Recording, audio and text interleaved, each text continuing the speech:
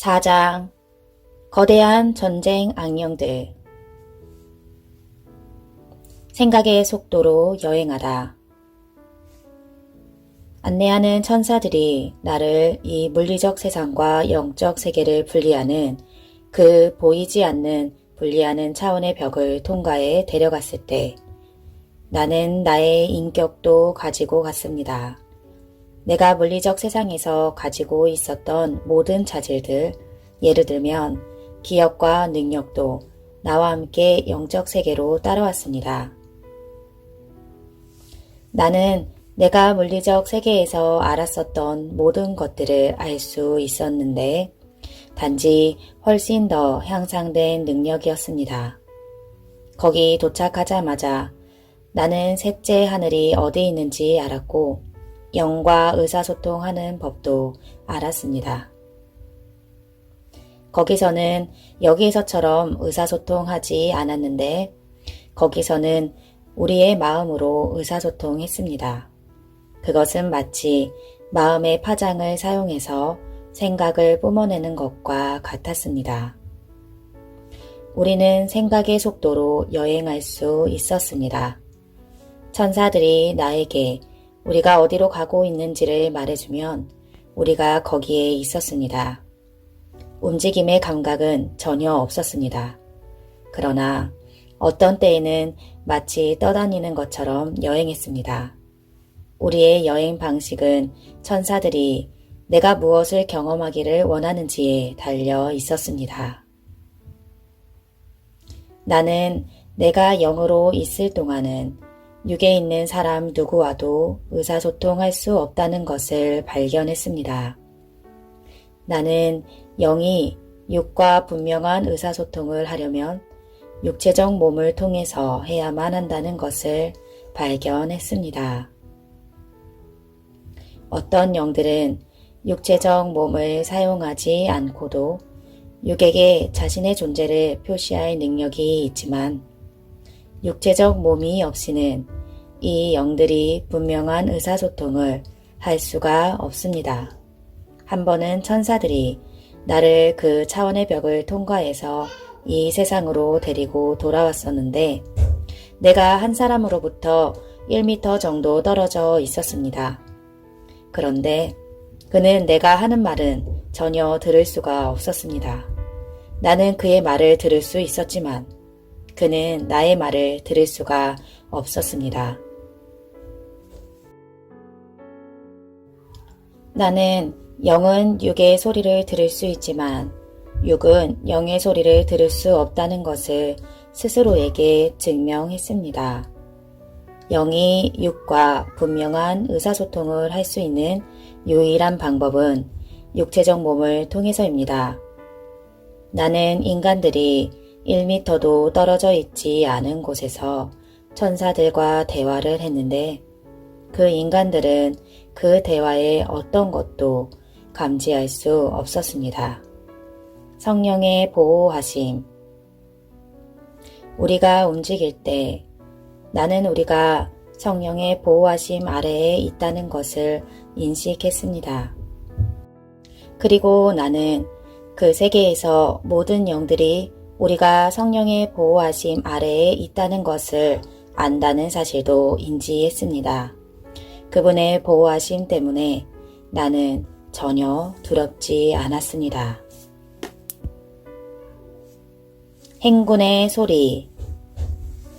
천사들이 나를 셋째 하늘 방향에서 돌려서 다른 방향으로 데려가기 시작했을 때 나는 무슨 일이 생길 거라는 것을 알았지만 그게 무슨 일인지는 몰랐습니다.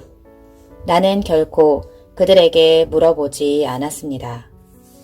따라가서 그들이 보여주는 것을 보고 싶은 마음이 전혀 없었음에도 불구하고 나는 감히 항의하지는 않았습니다. 나는 그들이 나를 어디로 왜 데려가는지 궁금했지만 그들은 전혀 얘기하지 않았습니다. 그들은 나에게 여러 무리의 악령들을 가리키기 시작했고 그들의 활동을 지켜보도록 허용했습니다. 우리는 사회활동을 하고 있는 한 무리의 악령들 앞에 섰습니다. 천사들이 거기에서 일어나고 있는 일을 설명하는 과정 중에 있었는데 갑자기 군대가 행군하는 소리 같은 큰 소리를 들을 수 있었습니다. 고개를 들었을 때 나는 거대한 군사들의 행렬이 나를 향해 행군해 오고 있는 것을 보았습니다. 나는 악령들이 하던 일을 멈추고 다가오는 군사들을 피해 길을 내주기 시작하는 것을 보았습니다. 나는 안내하는 천사들이 다가오는 거인들의 모습에 매료되어 마치 돌로 바뀌듯이 갑자기 경직되는 것을 느꼈습니다. 나도 경직되어 근육 하나도 움직이지 않았습니다. 마치 그 행군하는 군대가 바로 우리 위로 지나갈 것처럼 보였습니다. 그들이 우리로부터 약 2.5에서 3m 정도 떨어진 지점에 도달했을 때 갑자기 방향을 바꾸어 우리를 둘러갔습니다. 그 거인들 중 하나가 대열을 이탈해서 나에게 다가왔습니다. 그는 아래로 구부려서 그의 얼굴을 나와 눈이 마주치도록 들이대고 나를 노려보았습니다. 내가 거기서 성령의 보호하심 아래에 있지 않았었다면 어떤 종류의 대립이 있었을 것입니다. 말할 것도 없이 같은 종류의 사건이 내가 이 물리적 세계에 있을 동안 발생했었다면 나는 어느 정도 떨었을 것입니다. 그러나 성령의 보호하심 때문에 나는 결코 두렵지 않았습니다. 그 존재들이 나를 그리고 나와 함께 있는 천사들을 증오하는 것이 명백했습니다. 또한 만일 그들이 할 수만 있었다면 우리를 갈갈이 찢어 놓았을 것이라는 것도 명백했습니다. 나는 이와 똑같은 분개심을 모든 높은 계급의 악령들에게서 보았습니다. 중간 등급의 악령들은 마치 우리가 거기 없는 것처럼 자기 할 일을 했습니다. 그들은 마치 우리를 무시하려고 노력하는 것처럼 보였습니다. 낮은 등급의 악령들은 마치 나와 함께 있는 천사들을 두려워하는 것처럼 행동했습니다. 알짜. 그 전쟁 악령들이 말하자면 사탄의 알짜라는 것이 나에게 드러났습니다. 그들이 그의 통치 계급이고 이 무리로부터 어둠의 통치자들이며 에베소서 6장 12절. 정사들의 통치자들인 사탄의 모든 프린스들이 나옵니다. 그들은 높은 곳의 영적 사악함을 통제합니다. 누가복음 22장 53절. 정사들. 사탄이 정사를 정할 때 그는 그 위에 프린스 하나를 세웁니다. 그러면 그 프린스는 그 특정 정사에서 사탄의 일을 수행하기 위해 모든 계급들과 등급들로부터 필요한 만큼 얼마든지 많은 악령들을 사용할 권위를 가지게 됩니다. 그런 다음 그 정사의 프린스는 그의 악령 일꾼들 가운데 가장 높은 등급의 악령들이 가장 높은 계급으로부터 나오도록 명령체계를 수립합니다. 권위체계는 가장 낮은 무리까지 쭉 악령들의 계급에 따릅니다. 이것에 대한 유일한 예외는 진짜 계급이 나에게 알려지지 않은 신비 악령들이 관여할 때일 것입니다. 한 정사의 악령들은 그들의 특정 전문성이 필요할 때는 다른 정사에서 사용될 수도 있습니다. 한 예가 강령술의 경우일 것입니다. 강령술의 안령에게 환생의 거짓된 믿음에 대한 책임이 있습니다. 전쟁 악령들의 역할. 이 마지막 시대의 공격을 위한 전쟁 악령들의 역할은 중요한 것입니다. 그는 전쟁의 조건들이 존재하게 해서 사람들이 너무나 전쟁의 공포로 가득 차서 자신들을 구할 누군가를 찾아 외치게 만들어야 합니다. 그는 조건들이 너무나 심하게 보이게 만들어서 사람들이 어떤 한 명의 세계 지도자도 평화를 가져올 수 없다고 생각하게 만들어야 합니다. 그는 세계 전쟁이 너무나 잠재적으로 황폐해서 사람이 그 전쟁을 피하기 위해 모든 원칙에 기꺼이 타협하도록 만들어야 합니다. 동시에 그는 나라들 사이에 그들로 하여금 전쟁이 절대적으로 필요하다고 느끼게 할 만한 조건들을 만들어내야 합니다. 그렇게 하기 위해서 그는 세계를 두 진영으로 나눠서 그들이 전쟁하게 만들어야 합니다. 그들의 성공은 경이롭다. 오늘날 이 계획의 성공은 경이롭습니다. 오늘날 전 세계가 두 진영으로 나뉘어 있다는 것을 깨달으면 충격적입니다. 미국과 그 동맹들을 한편에 두고 러시아와 그 동맹들을 다른 한편에 두면 여러분은 그 두 진영들을 분명히 볼 수 있습니다. 오, 죽을 사람들이여. 이것이 누구의 잘못일까요? 사람이 성경의 진리를 믿고 세상에 그것을 설교하기만 했더라면 아마 이 세상이 회개할 수도 있었을 것이고 그랬다면 이런 비극이 세상에 오지 않아도 되었을지도 모릅니다. 불신. 사람의 마음이 얼마나 기만적인지요. 사람은 예수를 믿지 않으려고 합니다. 성경도 믿지 않을 것이고 내 말도 믿지 않을 것입니다. 단지 내가 말하는 것에 흠을 찾아내기 위한 목적으로 내가 하는 말을 반박하기 위한 목적만으로 지금 이것을 읽고 있는 눈들이 있습니다. 확실히 말하건대 이것을 증명하려는 것이 아니라 반박하고자 하는 사람들이 있습니다. 동시에 그 불신자들은 자신들이 존재하지 않는다고 증명하고자 하는 바로 그 똑같은 영적 존재에 의해 자신들이 조종당하고 있다는 것을 깨닫지 못합니다. 우리 주님은 그런 불신하는 포로들을 위해 우셨습니다.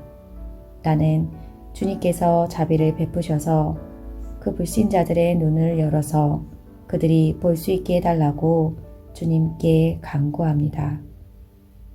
내가 그렇다고 말했기 때문이 아니라 그 똑같은 영적 존재들을 기다리고 있는 그 끔찍한 재앙에서 그들이 벗어날 수 있기를 바라기 때문입니다. 적 그리스도. 세계적 상황들이 무르익어서 어떤 사람도 세상을 구원할 수 없을 것처럼 보일 때 그렇게 할 수 있다고 선언하는 한 사람이 나타날 것입니다. 그는 좋아 보이기는 하지만 거짓인 평화를 가져올 것입니다. 그는 이 거짓 평화로 사람들을 속여서 그들이 그에게로 몰려가서 그를 자신들의 구세주라고 부르게 만들 것입니다. 이 초인적 개인은 화려하게 입장하기를 기다리면서 지금 날개를 달고 서 있습니다. 이제 머지않아 그가 세상의 무대에 올라올 것입니다. 전쟁 악령들이 이 세상을 전쟁 속으로 쳐밀어 넣을 때 그 위대한 세계의 구세주가 사람들을 구하려고 앞으로 나올 것입니다. 그는 사람들의 유익을 위해서가 아니라 자신의 유익을 위해서 그들을 구제합니다. 네, 여러분이 이 글을 읽을 때쯤에 그가 이미 나타나 있을지도 모릅니다.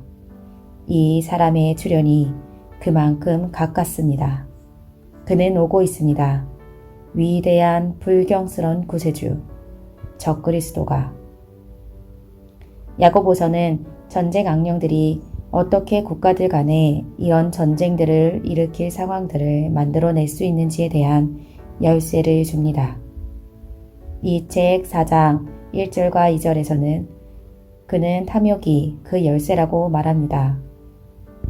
여기서 탐욕의 악령이 전쟁 악령의 큰 동맹들 중에 하나라는 것을 봅니다.